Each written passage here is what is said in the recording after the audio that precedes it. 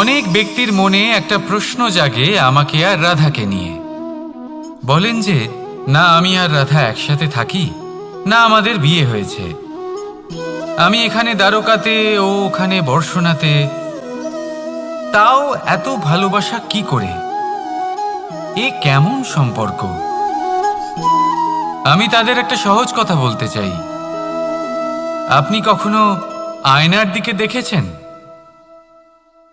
নিজের দুই চোখের দিকে তাকিয়ে জিজ্ঞাসা করুন, এই দুই চোখ একসাথে কেন বন্ধ হয়, একসাথে কেন খোলে, একসাথে কেন ঘুমোয়, একসাথে কেন কাঁদে?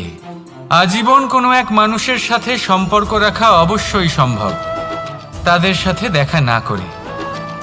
আমার আর রাধার ভালোবাসাও কিছুটা এরকমই, আর কিছুটা এরকমই হয় ভালোবাসা দুই নয়নের মতো, যারা কখনোই মিলিত হবে না কিন্তু চিরকালের জন্য একসাথে জুড়ে থাকবে। এই অনুভূতি নিঃস্বার্থ হয়, আর এই নিঃস্বার্থ ভালোবাসা আপনাকে আনন্দের পথে অগ্রসর করে। জীবনে সবসময় নিঃস্বার্থভাবে ভালোবাসুন,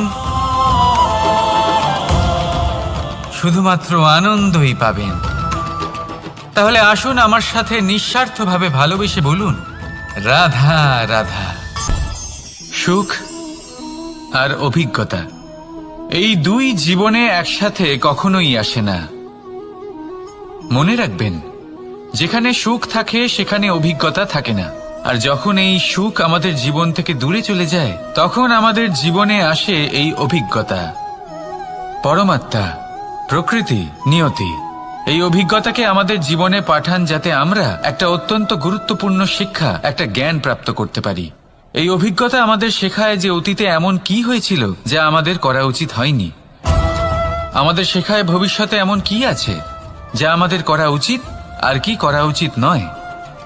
দেখতে গেলে এই অভিজ্ঞতা আমাদের সেই শিক্ষা দেয় যার জন্য আমরা সুখের দিকে উচিতভাবে অগ্রসর হতে পারি। সেই জন্য জীবনে যখনই দুঃখ আসবে, দুঃখের এই সময় আসবে, তখন হতাশ হবেন না। বোঝার চেষ্টা করুন এই পরিস্থিতি কেন এসেছে, কি শিক্ষা দিতে এসেছে। যদি আপনি সেই জ্ঞান লাভ করেন, সুখের পথে অগ্রসর হন, তাও উচিত রূপে, তাহলে এই অভিজ্ঞতার উদ্দেশ্য পূরণ হয়ে যায়। তাহলে আসুন আর আমার সাথে ভালোবেসে বলুন, রাধা রাধা। জীবনে শিখরে পৌঁছানোর জন্য মানুষের কি প্রয়োজন হয়ে থাকে? সিঁড়ির। কিন্তু তাও প্রত্যেক মানুষ, প্রত্যেক ব্যক্তি শিখরে পৌঁছতে পারেন না। এর কারণ কি? কারণ একটা হতে পারে যে মানুষ কল্পনা করতে থাকেন কিন্তু সিঁড়ি খুঁজে পান না। কিছু মানুষ খুঁজে নেন কিন্তু তা পেয়ে এতটাই প্রসন্ন হয়ে যান যে তারপর আর কোনো কর্মই করেন না। খুব সোজা ব্যাপার। অনেক মানুষ সিঁড়ি খুঁজে পান না, আর যদি পেয়েও যান তাও যতক্ষণ না তাতে চড়ছেন সেই শিখরে পৌঁছবেন কি করে? যতক্ষণ না আপনি পরিশ্রম করছেন, যতক্ষণ না সেই সিঁড়িতে আপনি চড়ছেন, যতক্ষণ না ক্লান্ত হচ্ছেন, আপনার পায়ে হাঁটুতে ব্যথা না হচ্ছে, ততক্ষণ এই শিখরে পৌঁছানোর সৌভাগ্য লাভ করতে পারবেন না। তাহলে কল্পনার সাথে কর্ম করুন, পরিকল্পনার সাথে পরিশ্রম করুন, সব কিছু পাবেন। আসুন আমার সাথে ভালোবেসে বলুন, রাধা রাধা। সমস্যা, কঠিন সময়, সংকট, বিপদ কার জীবনে নেই? প্রত্যেকের জীবনে আছে। কিন্তু আমাকে একটা কথা বলুন, যদি নৌকায় ঢেউকে ভয় পেতে শুরু করে, তাহলে সাগর পার করবে কে? কখনো কোনো ছোট্ট পিঁপড়েকে দেখেছেন, যে আকারে হয়তো ছোট হতে পারে কিন্তু বড় শিক্ষা দিয়ে যায়? কিন্তু আমরা শিখি না। এবার দেখুন একটা পিঁপড়েকে, যে ভোজনের খোঁজে বাইরে বের হয়, একটা ছোট্ট দানা তুলে নেয়। ছোট দানা তোলে কারণ তার থেকে বেশি সে তুলতেই পারবে না। সে দানা নিয়ে চলতে শুরু করে, কোনো দেওয়ালে উঠে পড়ে, আবার পড়েও যায়। সেই দানা দূরে কোথাও একটা পড়ে যায়, তা আবার খোঁজে, তুলে নেয়, আবার চলতে থাকে। পড়ে যায়, আবার ওঠে, পড়ে যায়, আবার ওঠে। সেই দানাটা রেখে দেয়, আবার বেরিয়ে পড়ে ভোজনের খোঁজে।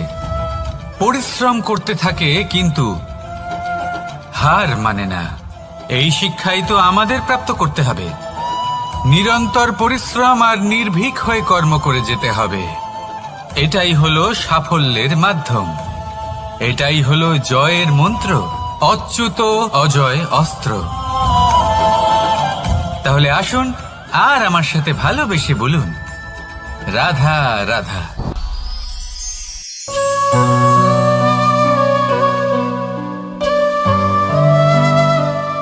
নারী,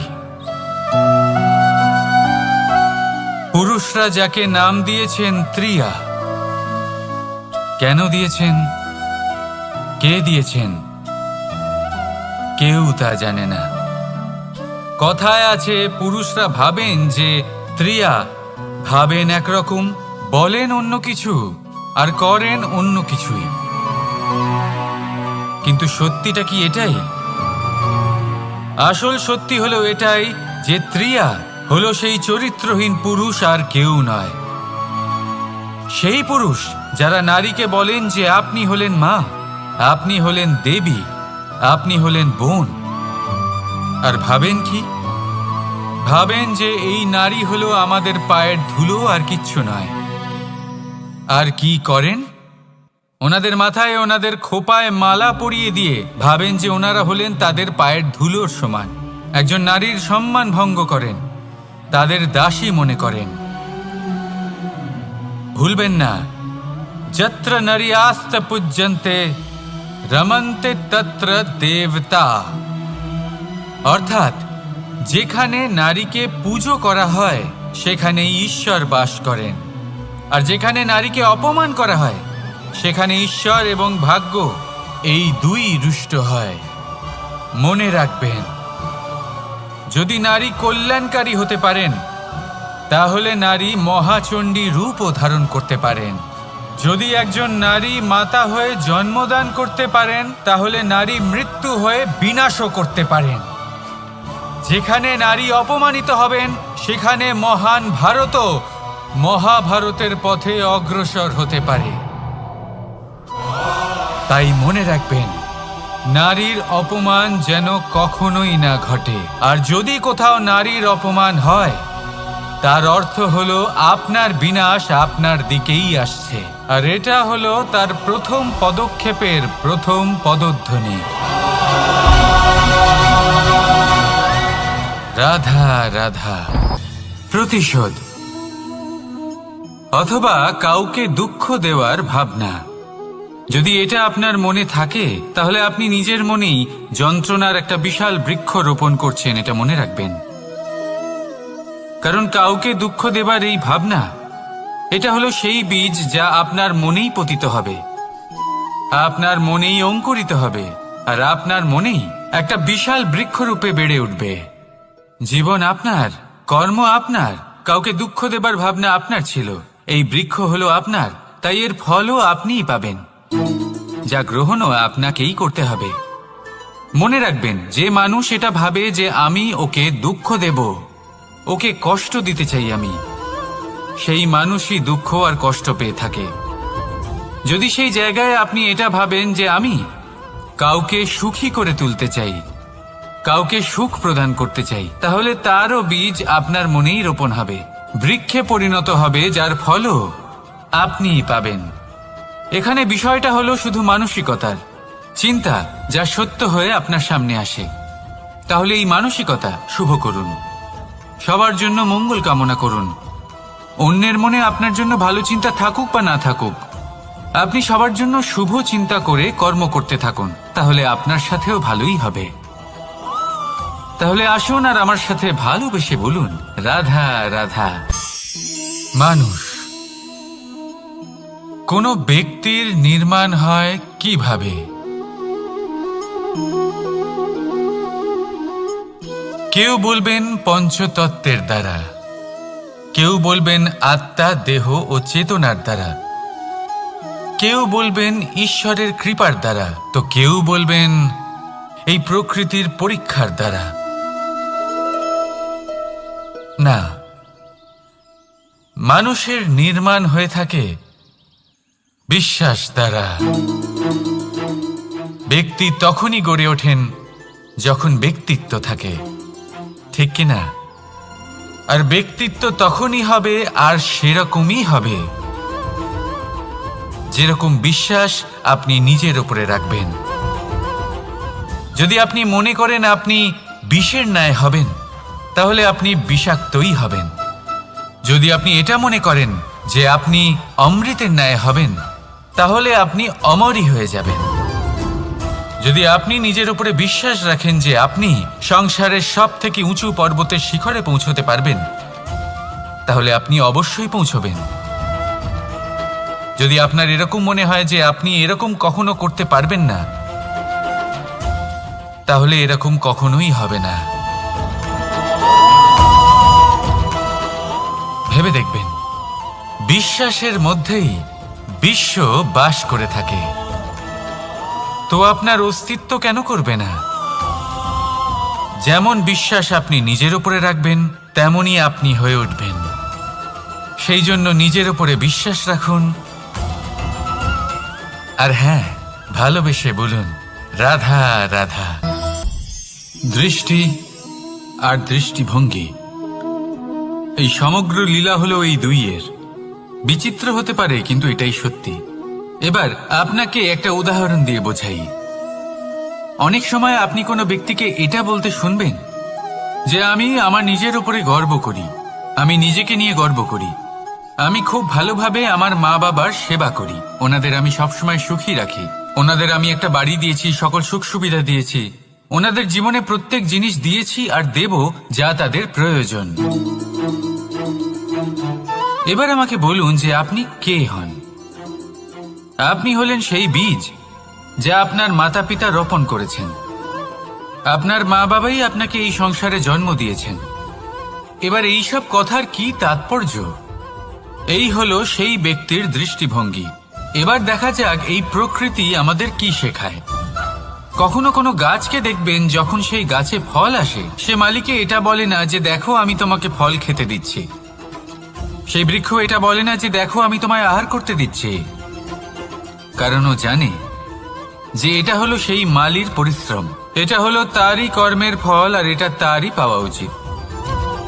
সে বলে যে তোমার জিনিস তোমাকেই অর্পণ করলাম, এ আমার জিনিস নয়।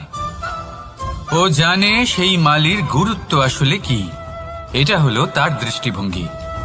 সেই জন্য আপনি জীবনে কোন ব্যক্তির মধ্যে, কোন পশু পাখির মধ্যে, কোন প্রাণীর মধ্যে, কোন পরিস্থিতিতে, কোন আবেগের মুহূর্তে কি দেখতে পাচ্ছেন, সেটা আপনার দৃষ্টিভঙ্গির উপরে নির্ভর করছে। তাই নিজের মনে ধন্যাত্মক ভাব জাগ্রত করুন, শুভ চিন্তা নিয়ে আসুন। এই ভাবনাই সত্য হয়ে সামনে আসবে। এই দৃষ্টিভঙ্গি এমন হয়ে যাবে যে আপনার জীবনে সবকিছুই শুভ হবে। তাহলে আসুন আর আমার সাথে ভালোবেসে বলুন রাধা রাধা। শত্রুতা, একজন মানুষ অন্য মানুষের সাথে শত্রুতা করে বসেন। দুজন ঘনিষ্ঠ বন্ধু, এমনও এক সময় আসতে পারে যখন এনারা একে অপরের শত্রু হয়ে ওঠেন। এর অনেকগুলো কারণ হতে পারে, কিন্তু মূল কারণ হলো আলোচনা। আগে হ্যাঁ, আপনি যদি কারোর বিষয়ে আলোচনা করেন তাহলে সে আপনার শত্রু হয়ে যেতে পারে। এবার মনে একটা প্রশ্ন আসতে পারে যে এটা কিভাবে সম্ভব হতে পারে? আলোচনা, এটা তো অত্যন্ত জরুরি। যদি আমি নিজের বন্ধুর খারাপ কাজের বিষয়ে আলোচনাই না করি, তাহলে সে শুধরবে কি করে?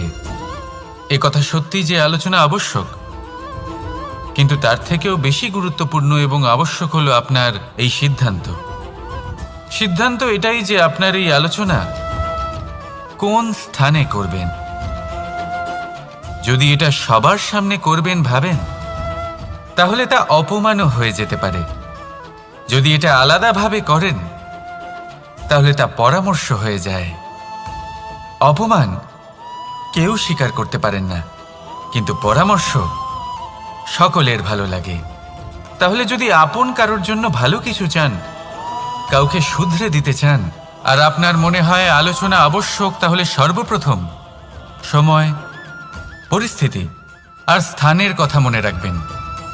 নয়তো এই আলোচনা আপনাকে খুব ভোগাতে পারে। তাহলে আসুন আমার সাথে ভালোবেসে বলুন, রাধা রাধা। যদি সন্তান কোনো দুষ্কর্ম করে, তাহলে সেই অপরাধ শুধু কি সেই সন্তানের?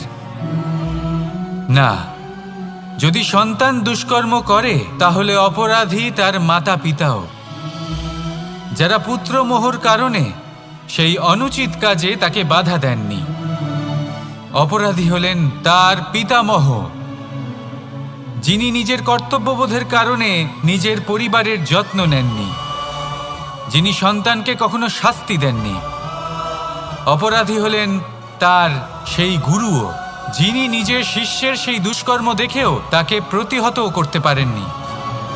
একজন হবু রাজার কর্তব্য হলো নিজের প্রজার কাছে সে যেন এক উদাহরণ প্রস্তুত করতে পারে, কিন্তু যদি এত অনুচিত উদাহরণ প্রস্তুত হয়ে থাকে, তাহলে মা বাবার, বাড়ির বয়োজ্যেষ্ঠদের কর্তব্য হলো ওনারা যেন সেটা সেখানেই থামায়,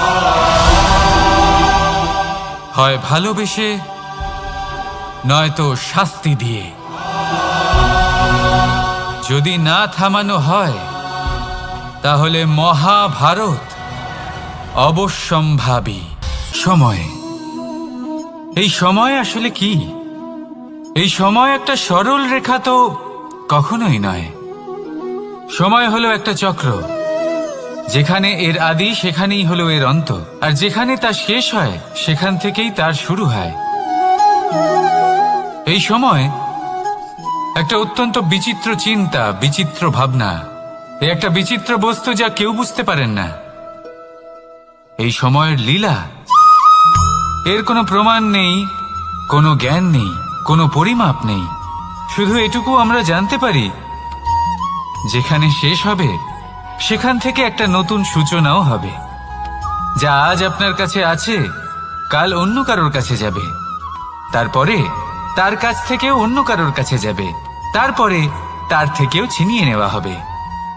এই নিয়তির একজনের কাছ থেকে অন্যজনের কাছে আদান প্রদানের এই সময় হলো আপনার সময়।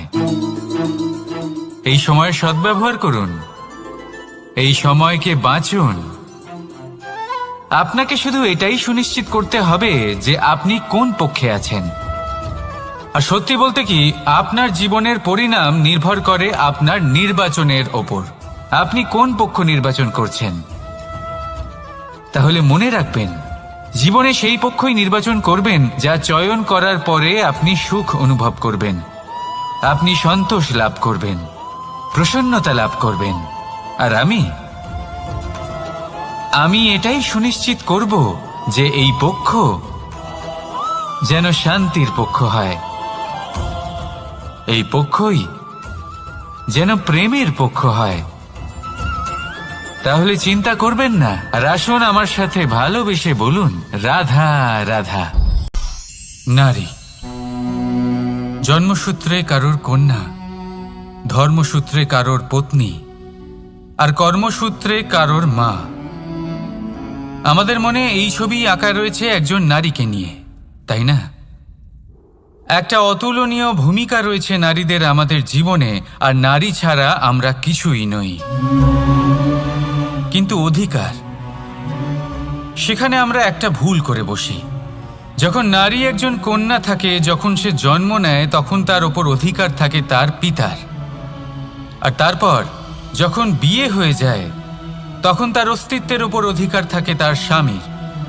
আর যখন তিনি মা হন, তখন নিজেই তিনি জীবনের সমস্ত অধিকার দিয়ে দেন তার সন্তানকে। কিন্তু আমরা কি কখনো এটা ভেবেছি, এই জীবন হলো তার নিজের?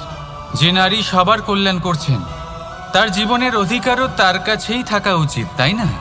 তার নিজের জীবনের সিদ্ধান্ত সে নিজেই নিতে পারেন, নিজেই নিজের ভাগ্যের রচয়িতা হতে পারেন। আর এর জন্য আমাদের নিজেদের পাল্টাতে হবে, দৃষ্টিভঙ্গি পাল্টাতে হবে। কারণ এই ধারণা সেটা আজ বা কালকের ব্যাপার নয়, এটা ঘটে চলেছে বহু বছর ধরে, আর চলতেই থাকবে যদি আমরা এটা না বদলাই। আর এটা তখনই সম্ভব হবে যখন আমরা নিজেদের মধ্যে পরিবর্তন আনব। তাই আজকের পর থেকে, এই মুহূর্ত থেকে, কোনো নারীর ওপর অকারণ অধিকার স্থাপনের আগে সহস্রবার ভেবে দেখবেন। কারণ যখন নারী নিজের অধিকার কেড়ে নিতে বাধ্য হবেন তখন শুধু এবং শুধুমাত্র বিনাশই ঘটবে।